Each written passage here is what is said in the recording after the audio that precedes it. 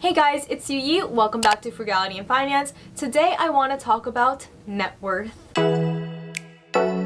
Alright, so I kind of want to start a bit of a series on basics regarding personal finance because I do know that some people have followed me because they just don't know much about personal finance, and then there's like the other side of the spectrum when there's people who like know a lot about personal finance. For the ones who don't know that much, I want this channel to be a little bit more educational, but also a little entertaining, because personal finance doesn't have to be super boring. Anyway, the first topic that I want to tackle is net worth. A lot of people have heard the term net worth. Not everyone knows what it means. So let's start with the basic definition. Your net worth is basically the sum of your assets, or everything that you own, minus your liabilities, everything that you owe. And so if you subtract the balance of your liabilities from the value of your assets, you arrive at a monetary value called your net worth. This is why it's your net worth, not just your worth, because it's actually taking into account the liabilities that are lowering your financial worth. I do want to make this abundantly clear though, your net worth is not your worth. You as a person, you are like priceless, as the credit card companies say. So do not let the value of your net worth get you down. It's really just a mathematical value that will help you gauge where you are now and the potential that you can have in the future if you decide to change something about it. So now that you know what it means, you just need to calculate it for yourself. The first thing that you have to do is add up all of your assets. That could be your house, your car, land if you have land, any other property, a rental property, any heavy machinery that maybe you have, like if you have a business or something, cash, savings, or investments, whether it's in a taxable brokerage account or a retirement account.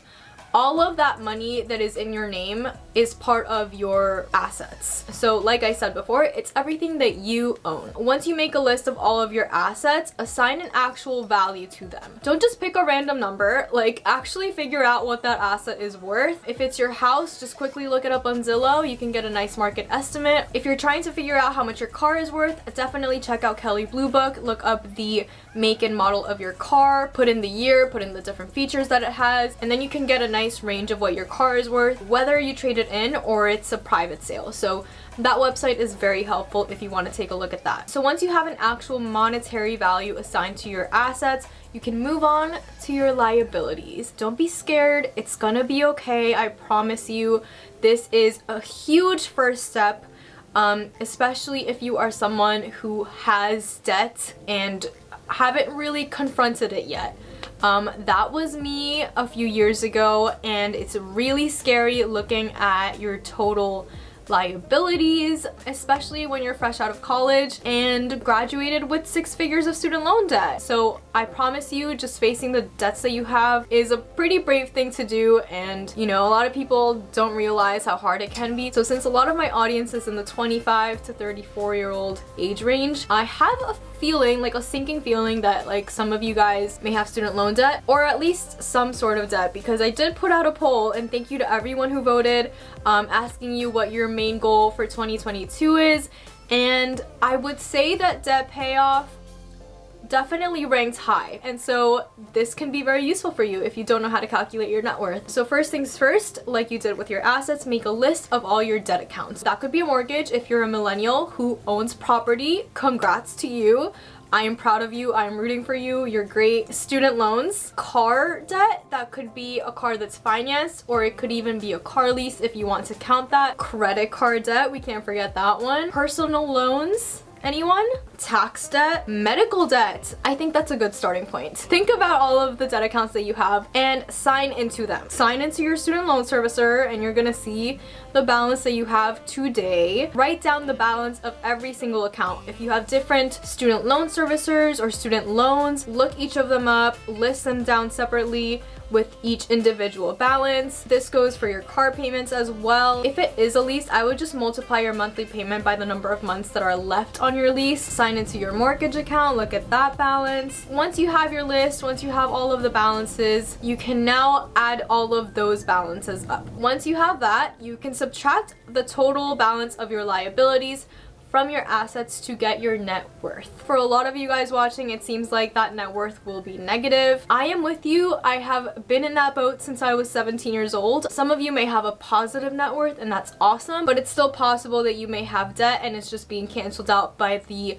amount of the assets that you own. So that number isn't perfect, but it's a really good gauge of where you are in your financial journey if you're planning to take a journey. But if you're not planning to make any changes to your assets or liabilities, then I guess that's your net worth. But for most people, that number is going to change over time. It may go down, it may go up depending on your current stage in life. If you're planning to buy a house and get a mortgage, your net worth might drop drastically. If you're planning to pay off debt over time, it's probably going to go up gradually, which is why I have created a monthly net worth tracker. This is completely free. It's going to be linked in the description box below, and I'm just going to show you quickly how to use it. As you can see, I have the months all written across the spreadsheet. I personally like to calculate my net worth at the beginning of every month, but if you like doing that at the end, you can do that as well. On the left-hand pane, you have the assets and liabilities. In column B, you can see the different categories that I have for assets and liabilities. Feel free to change this to whatever you personally have. You can add your own rows if you run out of rows and just adjust the formulas. They're all there. You can take a look at them and what I'm doing here, and then just edit your own copy of it to adjust to your lifestyle. And below the categories list, I just have like a total assets thing. So that's basically adding the value of the assets and